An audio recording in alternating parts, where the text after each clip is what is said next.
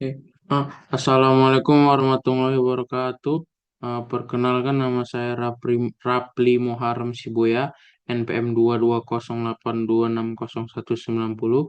Jadi di sini saya akan menjelaskan metabolisme pathway protein atau perjalanan metabolisme dari protein.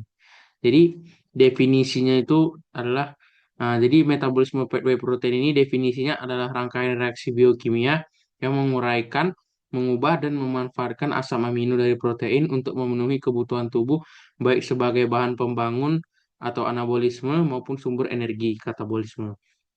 Jadi, fungsi dari metabolisme protein ini menyediakan, yang pertama itu menyediakan bahan pembangun tubuh protein, jaringan, enzim, dan hormon. Yang kedua itu menjadi sumber energi cadangan. Yang ketiga itu mengeluarkan nitrogen berlebih lewat siklus urea. Yang keempat itu menjadi prekursor senyawa penting seperti neurotransmitter, hormon. Nah, yang terakhir itu membantu pembentukan glukosa atau gluconeogenesis atau lemak bila berlebih.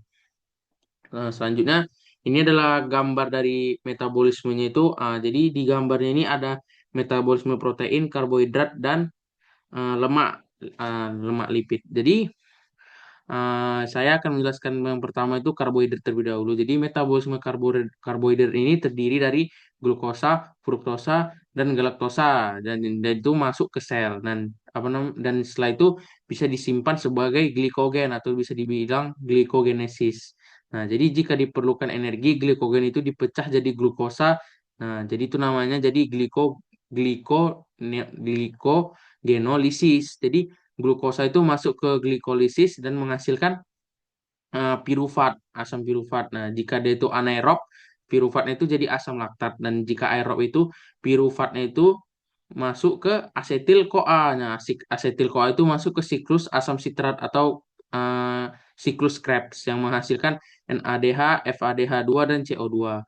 Nah, elektron dari NADH atau FADH2 ini masuk ke rantai transport elektron dan menghasilkan ATP plus H2O. Oke. Itu dari metabolisme yang karbohidrat. Selanjutnya itu ke metabolisme lemak. Jadi metabolisme lemak ini asam lemak plus gliserol itu berasal dari trigliserida. Nah, jadi itu selanjutnya itu terjadi lipogenesis. Jadi itu jika kelebihan karbohidrat menyebabkan glukosa bisa disimpan sebagai lemak.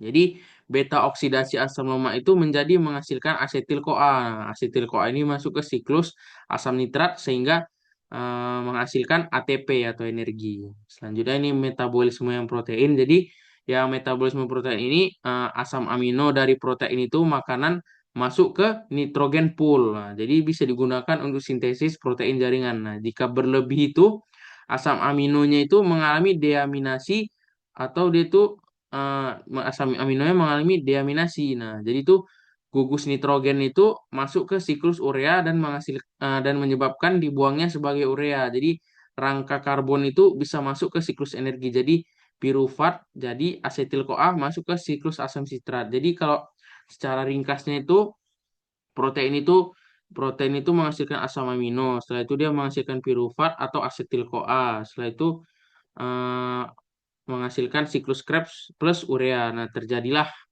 metabolisme dari protein tersebut. Oke. Dan itu adalah referensi yang saya gunakan. Mungkin itu saja bisa saya sampaikan. Assalamualaikum warahmatullahi wabarakatuh.